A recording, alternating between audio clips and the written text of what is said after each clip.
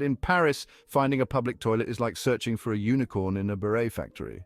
You'll find yourself wandering the streets, bladder bursting, only to stumble upon a pay toilet. Bonjour! Welcome to this expose on why France, the land of pastries and striped shirts, might not be the dream destination you think it is. While everyone else is Instagramming the Eiffel Tower with a croissant, we're here to talk about the stuff nobody wants to tell you. Get ready to have your beret-wearing, wine-swilling, cheese-loving dreams dashed, because we're unpacking the top 10 reasons to rethink that trip to France. Let's be honest, France is pretty, really pretty. The kind of pretty that makes you want to empty your bank account and live off baguettes and tap water. From the moment you step off the plane, prepare to be slapped in the face by the price of, well, everything. Accommodation, prepare to remortgage your house. A cup of coffee, better sell your car. So, unless you've got a trust fund or a winning lottery ticket, you might want to stick to daydreaming about France and its beautifully expensive existence. Now, I know what you're thinking. John, everyone in France speaks English. It's 2023.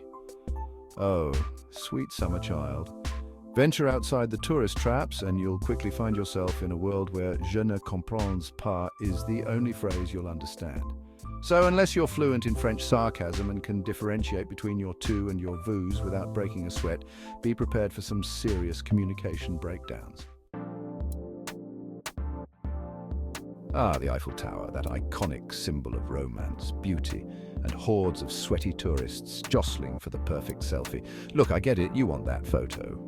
The problem is, so does everyone else. Prepare to spend your precious vacation time crammed shoulder to shoulder with strangers, all while battling selfie sticks and rogue pigeons. Forget about a moment of quiet contemplation or a romantic stroll. You'll be lucky to find enough space to breathe. And don't even think about trying to visit the Louvre on a Tuesday in August. So, unless you're a fan of crowds, queues, and the distinct aroma of sweat and desperation, you might want to admire these landmarks from afar. Chapter 4. Strikes and Protests. France, the land of liberté, égalité, and frequent inconvenience. I believe in workers' rights, I really do. But I also believe in not having my vacation derailed by a sudden strike that shuts down the entire public transportation system. France loves a good protest. It's practically a national sport. And while I admire their passion for, well, everything, those strikes can really throw a wrench into your meticulously planned itinerary. So unless you're comfortable navigating the cobblestone streets on foot with your luggage in tow, you might want to pack your patience and maybe a helmet. Chapter 5. Pickpocketing and Scams. Watch your wallet and your watch. Paris is a pickpocket's paradise. They're practically artists, these nimble-fingered fiends.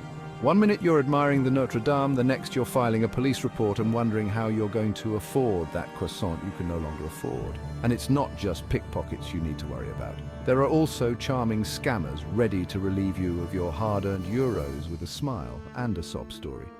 From the friendship bracelet scam to the found the ring trick, these con artists are as ubiquitous as the pigeons in the Tuileries garden. So, unless you want to spend your vacation playing a high-stakes game of Where's My Wallet, I suggest investing in a money belt so secure it would make Fort Knox blush. Chapter 6. Unpredictable weather from sunshine to downpour faster than you can say sacre bleu. You're ready for the sunshine, the wine, the romance. But wait, what's this? Is that rain? In July? Yes, my friends, the weather in France is as fickle as a Parisian waiter on a Monday morning. One minute you're basking in the glorious sunshine, the next you're caught in a torrential downpour that would make Noah reach for his ark. So unless you're a fan of impromptu rain dances and soggy baguettes, you better pack for every eventuality. Chapter 7. Limited public restrooms, the search for a toilet, a Parisian odyssey. We've all been there. That desperate, gotta-go feeling that sends you scrambling for the nearest restroom. But in Paris, finding a public toilet is like searching for a unicorn in a beret factory. You'll find yourself wandering the streets, bladder bursting, only to stumble upon a pay toilet. That's right. In France, even relieving yourself comes at a price. So unless you're a fan of holding it in or paying exorbitant fees for the privilege of using a questionable toilet, you might want to, well, hydrate strategically. Chapter 8. High traffic and congestion, Paris, the city of lights, and endless traffic jams. Ah, Paris, the city of love, lights, and traffic jams that would make a Los Angeles resident weep. Seriously, the traffic in Paris is enough to make you want to trade in your rental car for a scooter and a death wish. Forget about romantic drives along the Champs-Élysées. You'll be lucky to move 10 feet without encountering a sea of honking cars and angry drivers. And don't even think about finding a parking space. You'll have better luck finding a needle in a haystack made of baguettes. So, unless you possess the patience of a saint and the driving skills of a Formula One racer, you're better off sticking to public transportation. Chapter 9. Cultural differences, lost in translation and customs. Look, I'm all for embracing different cultures, but there are some French customs that might leave you scratching your head or running for the hills. For example, did you know that it's considered rude to smile at strangers in France? That's right. Your friendly American grin might be met with suspicion or worse, utter confusion. And don't even think about asking for a doggy bag at a restaurant. The French are horrified by the concept of leftovers. So, unless you want to be branded a rude, wasteful American, you better brush up on your French etiquette. Oh, and be prepared to kiss a lot of cheeks, like a lot. Chapter 10. Expensive transportation from train to plane prepare to drain your bank account. So you've decided to venture beyond Paris and explore the rest of France. Admirable. But before you book that train ticket to Nice, be warned. Transportation in France is not for the faint of wallet.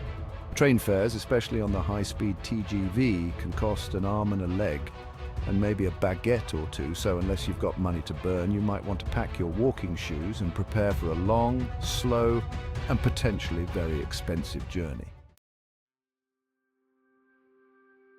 Outro, so should you visit France? Well, there you have it, the top 10 reasons why France might not be the dream destination you've always imagined.